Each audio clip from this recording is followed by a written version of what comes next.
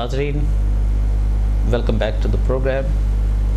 ہم پاکستان کی اکانومی کی کچھ چیزوں کو ڈسکس کر رہے تھے اور اب ہم ڈسکس کریں گے پاکستان کی فارن پالیسی کو. Pakistan is at the crossroads of Central Asia, Middle East, South Asia. Pakistan کی بڑی اہمیت ہے. پاکستان کے ایک دہانے پر چین ہے, دوسری طرف بھارت ہے, تیسری طرف روس ہے اور سینٹرل ایشین ریپبلکس ہیں. اور اس کے علاوہ اگر آپ نارتھ میں چلے جائیں تو پاکستان افغانستان بارڈر ہے جہاں پہ وار اگینسٹ ٹیررزم, انٹرنیشنل وار ہو رہی ہے, جہاں پہ نیٹو فورسز موجود ہیں. اس صورتحال کو دیکھتے ہوئے پاکستان کی ایک بڑی اہمیت ہے. سب سے بڑی اہمیت پاکستان کی یہ ہے کہ پاکستان کا شہر کراچی کی بندرگاہ تمام نیٹو فورسز کے لیے کمک کا راستہ ہے. اگر اس راستے کو بند کر دیا جائے اور پاکستان کے پورٹ کے اندر یا پورٹ سٹی کے حالات خراب ہو جائیں تو یہ کمک نیٹو فورسز کو نہیں پہنچ سکتی ہے. بالخصوص کرگستان کے واقعے کے بعد جو آلٹرنیٹ روٹ تھا یہ بھی تباہ ہو چکا ہے. اب اس تناظرے میں یہ بھی دیکھیے کہ ایران پر انٹرنیشنل پابندیاں ہیں اور پورٹ بندر عباس اس طرح ورک نہیں کر پا رہا ہے. تو رسد کا ایک ہی راستہ بچتا ہے جو سینٹرل ایشین ریپبلک کو لے جاتا ہے, چائنا تک لے جاتا ہے. اس راستے کا نام کراچی ہے. کراچی کی بندرگاہ اور پاکستان کا ایک اہم رول ہے. کیا ہم نے پاکستان کے اس اہم رول سے فائدہ اٹھایا؟ Pakistan, Peter, is an important country in the region, strategically, geographically, both on geopolitical grounds. Now, has Pakistan capitalized because of its geopolitical importance in the region, or it has failed in capitalizing things? I don't think you can blame any one player. That if I had to characterize it, I would say the worst features of the developed nations, particularly the United States, interact tactically with the worst features of Pakistan and its evolving nationality. So in other words, everybody's doing the wrong thing. No, the point is Pakistan is geopolitically important. Pakistan is at the crossroads of the Central Asian republics, and the Central Asian republic are Muslim nations predominantly. Yeah. And the oil resources are there in the Muslim nations. Has Pakistan succeeded in exploiting, No. in gaining a leverage out of this, the wealth of the Central Asian republic, or the market that the Central Asian republic has, or the Middle East itself? Well, that of course is simple and logical. So why has it not happened? Well, you've got to look at the broad sweep. You are looking at Western civilization, which has perhaps, if not reached its peak, close to its peak. And what it does is that was brought about largely by Christianity and Western democracy, which stresses the individual. That doesn't interact well with Islam. So that's the first thing. For instance, and that is the beauty of Islam. That's correct. So the first thing that happens is the Americans, largely as the major representatives of Western civilization, they interact in some area diplomatically or militarily. Then they say, hey, you're free, you've got a democracy. And so they appoint a corrupt dictator who doesn't deal with anywhere else. And that applies in Korea, Vietnam, Iraq, Afghanistan. So that's the first thing. You've got to realize that Western democracy does not fit into places particularly such as Pakistan. ناظرین, Peter بیلی صاحب یہ کہہ رہے ہیں کہ western democracy اسلامی ممالک کے لیے فٹ نہیں ہے. اسلامک ڈیموکریسی اسلامک ممالک کے لیے فٹ ہے, اور اسلامک ڈیموکریسی کے اسٹینڈرڈز بالکل ڈفرینٹ ہیں, اور وہ اس بات سے اتفاق کرتے ہیں, agrees that the Islamic democracy is much better to be endorsed in countries or subscribed in countries which are Islamic states. That's what you mean. Correct, yes. اب میں آپ کی طرف آؤں گا. بریگیڈیئر صاحب یہ بتائیے کہ افغانستان اسلامی ملک ہے, افغانستان ہمارا برادر ملک ہے, افغانستان کے اندر جو ہمارا بارڈر ہے وہاں بھی پشتو بولتے ہیں اور ہمارے بارڈر میں بھی لوگ پشتو بولتے ہیں, اور افغانستان کے اندر ساری چیزوں کی ہونے کے باوجود بھی جو ہمارے فیور میں ہیں, ہم یہ دیکھ رہے ہیں کہ افغانستان کے اندر ہندوستان کی پینیٹریشن بہت بڑھ رہی ہے, اور ہندوستان نے ڈیولپمنٹ پروجیکٹس کو افغانستان کے اندر حاصل کرنا شروع کر دیا ہے اور افغانستان سے دوستی بڑھانی شروع کر دی ہے.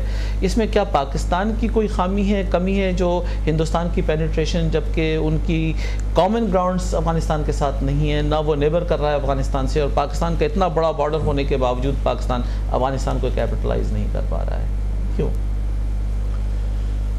ڈاکٹر صاحب, یہ اس موضوع سے پہلے مسٹر پیٹر نے جو کہا کہ اسلامی قوانین ویسٹ میں ان سے تو استفادہ کیا جا سکتا ہے اور کیا جا رہا ہے, مگر ہمارے اپنے ملک میں نہیں ہے.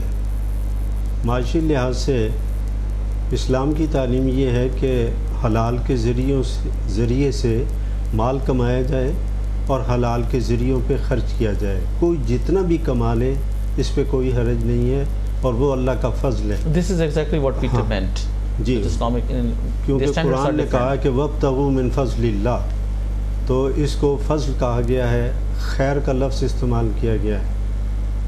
اور دوسرا یہ کہ قرآن نے یہ بھی کہا کہ فَامْشُوا فِي مَنَاكِبِهَا, زمین کے اطراف میں پھیل جاؤ, وَكُلُوا مِن رِزْقِهِ, اور اس سے رزق حاصل کرو. قرآن نے زراعت پہ بہت زور دیا ہے. سورۃ الانفال کی آیت نمبر 60 میں جہاں فرمایا گیا کہ وَأَعِدُّوا لَهُم مَّا اسْتَطَعْتُم مِّن قُوَّةٍ, کہ دشمن کے مقابلے میں تم ہر قسم کی قوت تیار کرو. اس میں زراعت کی قوت بھی آتی ہے, چونکہ قوت کا لفظ عربی گرامر کے لحاظ سے یہاں کامن ناؤن کے طور پر استعمال ہوا ہے. میڈیکل سائنسز کی قوت, زراعت کی قوت, کارخانوں کی قوت, صنعت کی قوت, علم کی قوت, اخلاق کی قوت, انصاف کی قوت آتی ہے. لیکن بریگیڈیئر صاحب, نیوکلیئر بیلنس آپ نے قائم کیا, بہت بڑی قوت آپ نے لی ہندوستان کے ساتھ, پھر آپ اس ڈپلومیٹک فرنٹ پہ افغانستان کے اندر کیوں آپ ہندوستان کے ساتھ مار کھا رہے ہیں؟ سب سے بڑا مسئلہ یہ ہے کہ بعض اوقات ہمارے اوپر آنے والے لوگ, انہوں نے اسلام کو پڑھا ہوا نہیں ہوتا اور انہیں اسلامی تعلیمات کی پوری آگاہی نہیں ہوتی. اس وجہ سے بعض اوقات گڑبڑ ہوتی ہے. اور ہمارے یہاں بعض اوقات تو نہیں, اکثر اوقات میرٹ کو ڈسٹرب کر دیا جاتا ہے کہ جو آدمی جس کام کے لیے ہے اسی کے لیے لگایا جائے. حضور علیہ الصلوۃ والسلام نے جتنے لوگوں کو جس کام کے لیے لگایا تھا, اہل تحقیق کا کہنا ہے کہ وہ اسی کام کے لیے پیدا ہوئے تھے اور اس میں روح رعایت نہیں تھی. ایک مرتبہ ایک صحابی نے حضرت ابو ذر غفاری نے کہا کہ مجھے گورنر لگا دیں, تو حضور علیہ السلام نے فرمایا کہ آپ کمزور آدمی ہیں اور یہ اس کے تقاضے کافی ہیں, آپ اس کو رہنے دیں. تو وہ صحیح آدمی کو صحیح جگہ پہ لگاتے تھے.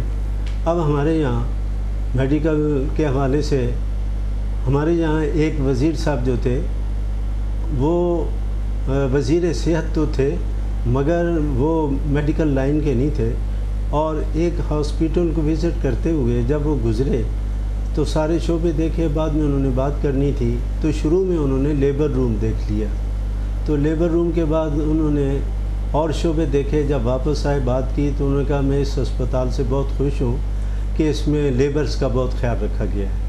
Did you get it, Peter? I beg your pardon? The health minister went to visit a hospital, and the first department to be visited was the labor room, and the obstetrics department. Yes. And he came out to the press and he said, I'm so happy with this hospital that they do care for the laborers. All right, that is what he's saying about the misfits are the fists today, and the fits are the misfits today. یہ brigadier صاحب بات کر رہے تھے, اور یقیناً ہم میں سے اکثر لوگ اس بات سے ایگری کریں گے. یہ پروسیس آف لاء میں ہونا چاہیے, بالکل اسی طرح جس طرح ابھی ہمارے ملک میں قانون ہے, اس کے مطابق اگر کسی نے کچھ کیا ہے تو آپ اس کو سزا دے سکتے ہیں. عدالتیں آزاد ہیں, اور یہ جو ہے ایسے کام نہیں کرنے چاہیے. جہاں تک تعلق ہے ٹیررسٹ کا، دشمن کے خلاف بھی جنگ سے پہلے اسلام کا قانون ہے کہ ان سے مذاکرات کیے جائیں. ہم نے کتنے مذاکرات کیے، بعض ہمارے حضرات نے کیے، صلح صفائی ہو گئی، پھر گڑبڑ ہو گئی. تو ان چیزوں کا جائزہ لینا چاہیے، اور ناحق کسی کو قتل کرنا بہت بڑا گناہ ہے، اور جس نے ظلم کیا ہے اس کو بچانا بھی اتنا ہی بڑا گناہ ہے. سوال آپ سے میں کروں گا، جس وقت 9/11 کا واقعہ ہوا ہے تو امریکہ کی economic might icon world trade centre تھا، اور جو فیکٹ سامنے آئے ہیں وہ یہ آئے ہیں کہ اس کے اندر جو انوالو تھے لوگ وہ سارے مسلمان نام تھے. کیا فیکٹس ہیں اور کیا فیکٹس نہیں ہیں اس کو لوگوں نے ڈسپیوٹ کیا ہے، لیکن جو چیزیں ڈاکومنٹ ہوئی ہیں اب تک فیکٹس کی بنیاد پہ، اس میں ایسا ہوا. اور یہ پہلا ری ایکشن اگر یہ پاکستان میں واقعہ ہوتا اور پاکستان کے ٹریڈ سینٹر کو ڈسٹرائے کیا جاتا یا آئیکن کو ختم کیا جاتا جو پاکستان کا تھا، تو پاکستانیوں کا ری ایکشن کیا ہوتا؟ ڈاکٹر صاحب، بات یہ ہے کہ میں اس سلسلے میں یہ کہوں گا کہ وہ 9/11 کا جو واقعہ ہے اس واقعے کو آپ اس تناظر میں دیکھیں کہ اس کا نقصان کس کو ہوا اور نقصان کس کا ہوا. تو میں تو یہ سمجھتا ہوں جتنا مسلمانوں کا دنیا میں نقصان ہوا ہے کہ اب مسلمان ہونا جو ہے نا وہ بھی ایک لحاظ سے نعوذ باللہ شرم کی بات جو ہے نا وہ سمجھی جاتی ہے. لوگ جو ہے نا ہر جگہ پہ جو ہے نا مسلمانوں کو ایک بری نظر سے جو ہے نا میڈیا نے لیکن کہ ابھی جدون صاحب ہم یہ دیکھتے ہیں کہ مسلم کنورجن سب سے زیادہ 9/11 کے بعد ہوئی ہے. اس میں اور اسلام ناظرین اگر تاریخ اسلام اٹھا کر آپ یہ دیکھیے تو اسلام تلوار سے نہیں پھیلا ہے، اسلام کبھی ٹیررزم سے نہیں پھیل سکتا ہے، اسلام طاقت اور فورس سے نہیں پھیلا ہے. اسلامی تاریخ کو اگر اٹھا کر دیکھیے تو دنیا کی سب سے بڑی مملکت اسلام کی انڈونیشیا بغیر کسی تلوار کے استعمال کے مسلمان ہوا ہے. اگر آپ یہ دیکھیے ملیشیا بغیر کسی تلوار کی طاقت پہ ہوا ہے، مسلمان بنا ہے. بنگال کی تاریخ اگر آپ اٹھا کر دیکھیں تو بنگال میں مسلمان مائنورٹی میں تھے جس وقت انگریزوں کی حکومت تھی بنگال کے اندر، اور جب مسلمانوں کا ووٹ لیا گیا 2 نیشن تھیوری پہ اس وقت مسلمانوں کی اکثریت ہو گئی بنگال کے اندر. تو وہ دور جو کہ مسلمانوں کا نہیں تھا اس دور میں اسلام پھیلا ہے. تو اسلام کی 1400 سالہ تاریخ میں ان کنٹریز میں اسلام زیادہ تیزی سے پھیلا ہے جہاں تلوار کا استعمال نہیں کیا گیا ہے. تو میں سمجھتا ہوں 9/11 کے بعد اس کی ریزنز کوئی بھی ہوں اس ڈیبیٹ میں ہم نہیں جائیں گے، لیکن اسلام کو زیادہ فائدہ 9/11 کے بعد پہنچا ہے. اسی طرح مسلم سلطنتوں میں فورن ریمیٹنسز اور فورن کرنسی اکاؤنٹس کی تعداد زیادہ بڑھی ہے، تو مسلمان تو زیادہ بڑے ریسیپینٹ ہوئے 9/11 اس کا. میں ایک مختصر کر کے میں 2 جملے جواب میں دوں گا. بات یہ ہے کہ گین کو جتنا آپ جو ہے نا وہ زور سے جو ہے نا وہ ماریں گے دیوار پہ تو اتنے زور سے وہ for every reaction there is an equal and opposite. تو اس میں جو ہے نا اس میں یہ ہے کہ مسلمانوں کو آپ نے اب ہر ایک کو جو ہے وہ کسی کو موقع ملا، کسی بھی چاہے وہ کرسچینٹی سے تھا یا کسی دوسرے مذہب سے تھا، یار دیکھوں تو صحیح یہ مذہب کو جو ہے نا یہ اسٹڈی تو کروں. جب وہ قریب آیا تو قریب آ کر اس نے دیکھا نہیں یار جو کچھ تو میں نے سنا ہے ادھر ادھر میڈیا سے سنا ہے. Did Islam benefit more after 9/11 or was it suppressed after 9/11? How do you look at things? And let's conclude this discussion in just 2 sentences. I think you must look at it firstly very broadly. And the first important broad thing is, remember, Islam was founded 600 years after Christianity. Right. As an improvement on the way people interact with God. The second thing is, it is now 600 years since the Renaissance, Reformation and Industrial Revolution in the West. That is why it is now the time for an Islamic Renaissance, and that's why Islamic democracy, which stresses the Ummah rather than the individual in Western democracy. Remember, Western democracy was good for economics, but it can't expand forever, and it has led to the present problem of complexity. How would you conclude in 2 sentences, all of us, because we are running short of time, that what should the did we get benefited through the successive governments? Let's come to the subject. Yeah. The military governments in Pakistan or the civilian rule in Pakistan in terms of economic and foreign policy? I think the answer is we need to decide whether we favor Pakistan or the tribe or the family or the province. Right. Number one. You are what you are committed to, and there are too few people committed to Pakistan. Right. Number one. Number two, I would like my children to come here because it's a wonderful country. Yes, we know that. And they won't come because they're worried about being blown up, aggressive, etc. Yes. Remember, in the end, because it's time for Islamic Renaissance, remember the Western Renaissance started with the printing press. This one is starting with IT, as happened in Egypt and various other places. The technology. So the stage is set, and what will happen in the end? No extremism will win. There'll be patches of people who choose conservative religion at the expense of development, and people who will move out of conservative Islam because of development, and that is what is going to happen in the end.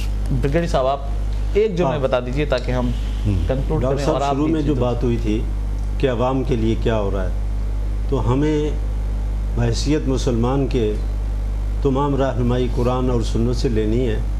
हुजूर नबी अकरम सल्लल्लाहु ताला अलैहि वसल्लम ने जो Madani state number 1 जो पहली रियासत थी, उससे ज़्यादा गरीब कोई नहीं थी, और आपने उस पर कोई टैक्स नहीं लगाया सिवाय ज़कात के, कि अगर ज़रूरत पड़ी हंगामी अखराजात की तो उसके लिए अपील कर दी गई। हज़रत फ़ातिमा एक मरतबा ग़ुलाम लेने आई जो आपकी बहुत प्यारी बेटी हैं, तो आपने फरमाया कि फ़ातिमा अभी तो मैं बदर के यतीमों के इंतज़ाम से और सुफ़ा के मिस्कीनों के इंतज़ाम से फ़ारिग़ नहीं हुआ। हज़रत उमर ने रज़ी अल्लाह ताला उन्होंने कहा, अगर दजलो फ़रात के उस किनारे एक कुत्ता भी भूख से मर जाए, लकाना उमर युस्अलु अन्हु यौमल क़ियामा, कि उमर से क़यामत में उसके बारे में सवाल होगा। यहाँ इंसान मरते हैं और खुदकुशियाँ करते हैं, बच्चे वो जो हैं वो परेशान होते हैं, बेचे जा रहे हैं, तो ख्याल करना चाहिए। और दूसरा इस्लाम का ये हुक्म है, वल्लज़ीना इज़ा अनफ़क़ू लम युस्रिफ़ू, जब वो खर्च करें तो वो इसराफ़ न करें, ज़रूरत से ज़्यादा खर्च न करें। और तीसरी चीज़ है तब्ज़ीर, बेजा खर्च। हम बेजा खर्च भी करते हैं, इसराफ़ भी करते हैं, तकरीबात होती हैं सरकारी गैर सरकारी, बहुत पैसे लगते हैं, वो गरीबों को दे दिए जाएँ। नाज़रीन, इसके बाद मैं के.बी. जदून साहब से मुख्तसर अल्फाज में आप बताइए जदून साहब कि आपका व्यू पॉइंट। इस मुल्क में, इस कौम में पाकिस्तानियत उजागर करने की ज़रूरत है, चाहे वो इसके लीडरों में पाकिस्तानियत आ जाए, मिनिस्ट्रियों में जो है। आपने वही बात कही जो पीटर ने कही कि पाकिस्तानियत अगर जो है पाकिस्तान में आ जाए, सियासी लीडरों में आ जाए, तालिब इल्मों में आ जाए, मजदूरों में आ जाए, अवाम में आ जाए, तो पाकिस्तान कामयाब है जी, और उसकी फॉरेन पॉलिसी भी कामयाब है। नाजरीन, वक्त ख़त्म होता है इस प्रोग्राम का, और हमने चंद मसाइल पर जो पाकिस्तान के इकनॉमिक हालात हैं और पाकिस्तान की फॉरेन पॉलिसीज़ की डेफिशिएंसीज़ हैं उस पर हमने गुफ्तगू की। Add one last yes, please. That people forget Peter Drucker. Now the developing countries, people forget, and this is independent of anything else, it's just to do with poverty. In less than a couple of decades, 50% of people, despite a good education, will never have a good job. Now that is something that has to be built into the scenario.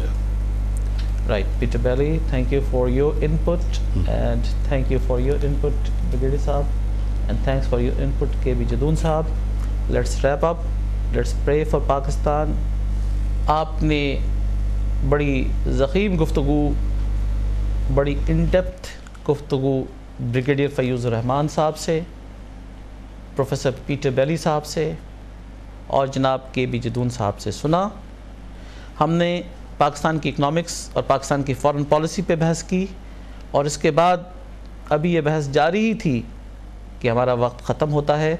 हम इस गुफ्तगू को اگلے ہفتے دوبارہ continue کریں گے، اور پاکستان جن مسائل سے گزر رہا ہے ہماری دعا ہے کہ اللہ تعالیٰ ہمیں بہتری کی طرف لے جائے اور پاکستان لیگ آف نیشنز میں دنیا کی قیادت کر سکے۔